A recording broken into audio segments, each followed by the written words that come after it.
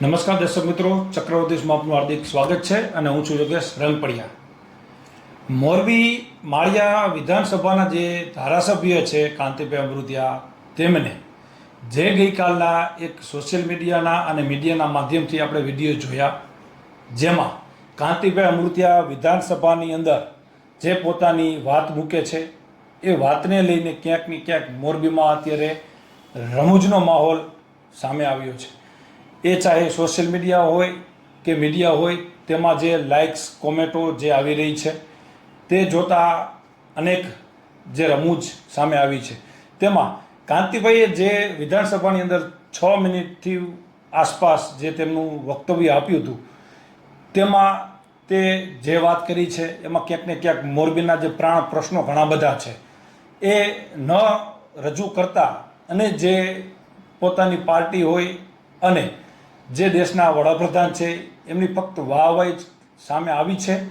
તે જે પોતાના વક્તવ્યમાં મોરબીના જે પ્રાણ પ્રશ્નો હોય એ રજૂ નથી કરતા, તેને લઈને અનેક જે અત્યારે વાતો સામે આવી રહી છે.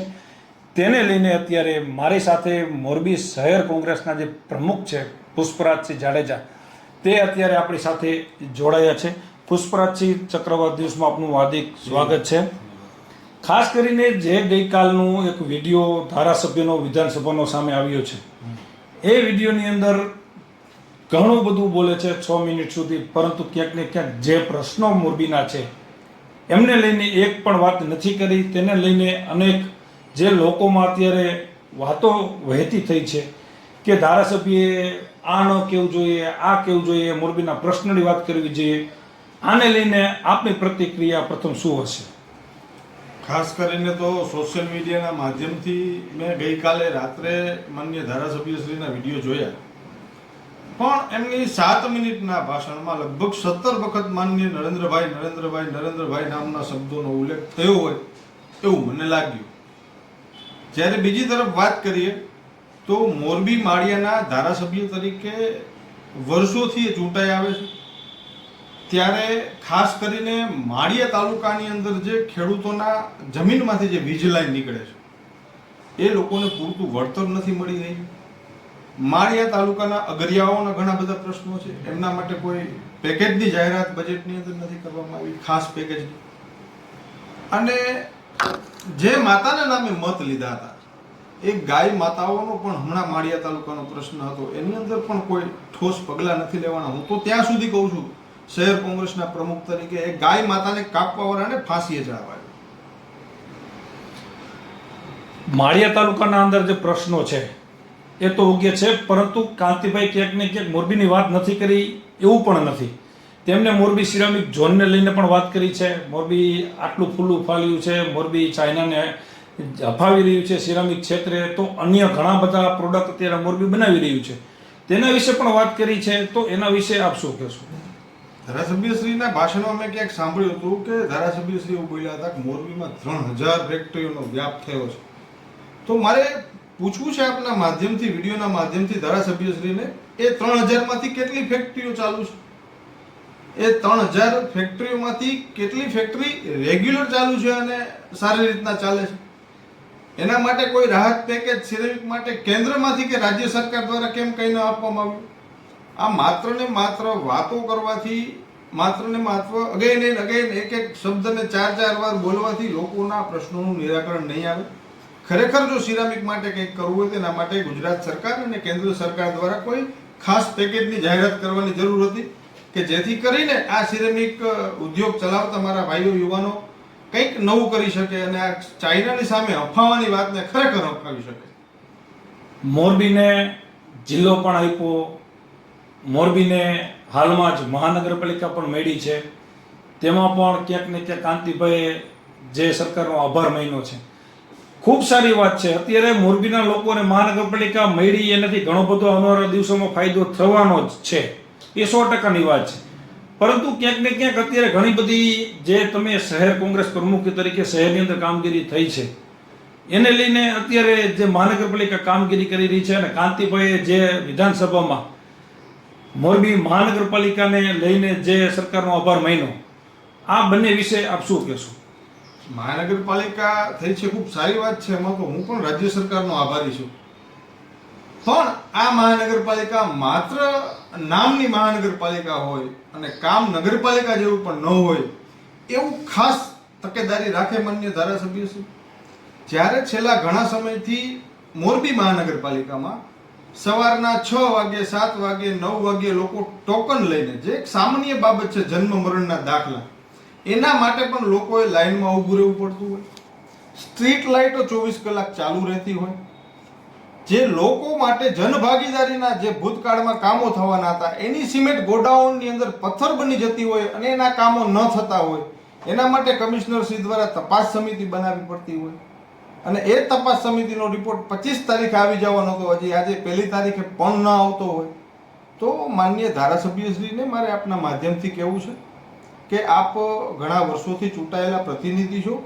મોરબી મહાનગરપાલિકા બની છે ત્યારે જે મોરબીના સામાન્ય લોકોના પ્રશ્નો છે, જે એક બાજુ દબાણ હટાવની કામગીરી ચાલતી હોય મહાનગરપાલિકાની, ખૂબ સારી છે, અમે એને બિરદાવીએ છીએ, પણ એની અંદર ક્યાંક ને ક્યાંક એકને ખોળ અને એકને ગોળની નીતિ અપનાવવામાં આવતી હોય એ યોગ્ય નથી. આગામી દિવસોમાં ઉનાળાની શરૂઆત થઈ ચૂકી છે ત્યારે મચ્છુ 2 ડેમનું પાણી જે નીકાળવામાં આવી રહ્યું છે, તો આવનારા દિવસોમાં પાણીનો પણ ભયંકર પ્રશ્ન ઊભો ન થાય એના માટે પણ ધારાસભ્યશ્રી અને મહાનગરપાલિકાએ તકેદારી રાખવી જોઈએ. તો આવા ઘણા બધા પ્રશ્નો છે. મોરબી શહેરના વિકાસમાં હર હંમેશના માટે અમે સાથે છીએ. મારે પૂછવું છે આપના માધ્યમથી કે ભૂતકાળની અંદર નગરપાલિકામાં 52 કાઉન્સિલર ભારતીય જનતા પાર્ટીના હતા ત્યારે પુલ દુર્ઘટના હોય કે લોકોના કામ માટે જે નંદીઘર બનાવવામાં આવ્યું, જે રસ્તા ઉપર રજડતા નંદીઓને પકડવા માટે જે નંદીઘર બનાવવામાં આવેલું હતું, એ નંદીઘરની અંદર કેટલો ખર્ચો થયો એ ધારાસભ્ય હિસાબ માંગવો જોઈએ. જે આવાસ યોજના બનાવવામાં આવી હતી, આજે એ આવાસ યોજનામાંથી 50% જેટલા મકાનો રહેવા માટે લાયક નથી, એની અંદર કોઈ જાતનું કામ નથી થયું, એની અંદર ધારાસભ્યશ્રીએ તટસ્થ તપાસ કરવી જોઈએ.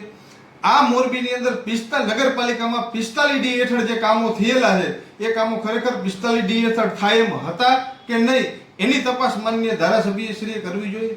પણ ધારાસભ્યશ્રી દ્વારા ક્યાંક ને ક્યાંક સદનમાં માત્ર ને માત્ર વડાપ્રધાનની વાહવાહી અને ભારતીય જનતા પાર્ટીની વાહવાહી સિવાય એમને કાંઈ ભાષણમાં કાંઈ કર્યું નથી. મારી વિનંતી છે, આમ તો હું અને ધારાસભ્યશ્રી બંને મૂળ એક ગામના, અમે એક વતનના છીએ, પણ મારી વિનંતી છે એક વતનના એક યુવાન તરીકે કે તમે મોરબી શહેરની અંદર જે મુખ્ય પ્રશ્નો છે, માળિયા તાલુકાના જે પ્રશ્નો છે, એને લઈને જો તમે વિધાનસભાની અંદર કાંઈક એક શબ્દ પણ બોલ્યા હોત તો હું આપના ગામના વતની તરીકે ખૂબ ખુશ થાત. મોરબી નગરપાલિકાથી ત્યારે જે ભ્રષ્ટાચાર થયો હતો તેને લઈને પણ કાંતિભાઈ અમૃતિએ અનેક વખત કીધું છે કે નગરપાલિકાની તળિયા ઝાટક સ્થિતિ છે. 1 પણ રૂપિયો તો નગરપાલિકા પાસે સ્વભંડોળ કે અન્ય કોઈ આવક નહોતી.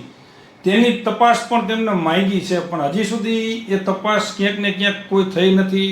નગરપાલિકાના જે ભ્રષ્ટાચાર જે વ્યક્તિઓએ, જે ટીઆરના કાઉન્સિલરોએ કર્યો છે એવો આક્ષેપ આપણે નથી કરતા. એ જે મીડિયામાં જ અમારા જ માધ્યમથી કાંતિભાઈ કીધું હતું કે નગરપાલિકામાં ભ્રષ્ટાચાર થયો છે, તો એને સુધી આજ દી સુધી બાબતે કોઈ તપાસ કોઈ અધિકારીએ કે કોઈ ટીમ બનાવીને આવી નથી. તો આ બાબતનું આપનું શું નિવેદન છે? જો તમારા જ માધ્યમથી ધારાસભ્યશ્રી એવું કીધું હોય કે નગરપાલિકાની તિજોરી તળિયા ઝાટક કરી દીધી છે અને જો હવે તપાસ ન થતી હોય તો ક્યાંક ને ક્યાંક હું એવું માનું છું કુંડલીમાં બોર્ડ ભંગાઈ ગયો હશે. બાકી એ તપાસ સમિતિને અને ધારાસભ્યશ્રીને એની વાત એમને મુબારક. તો આ હતા મોરબી શહેર કોંગ્રેસના પ્રમુખ. પરંતુ કોંગ્રેસ હોય કે ભાજપ હોય એમાં આપણે ન પડતા, પરંતુ અત્યારે જે સ્થાનિક લોકોના પ્રાણ પ્રશ્નો છે તેને લઈને ચક્રવાત હંમેશા અગ્રેસર રહ્યું છે અને અગ્રેસર રહેવાનું છે.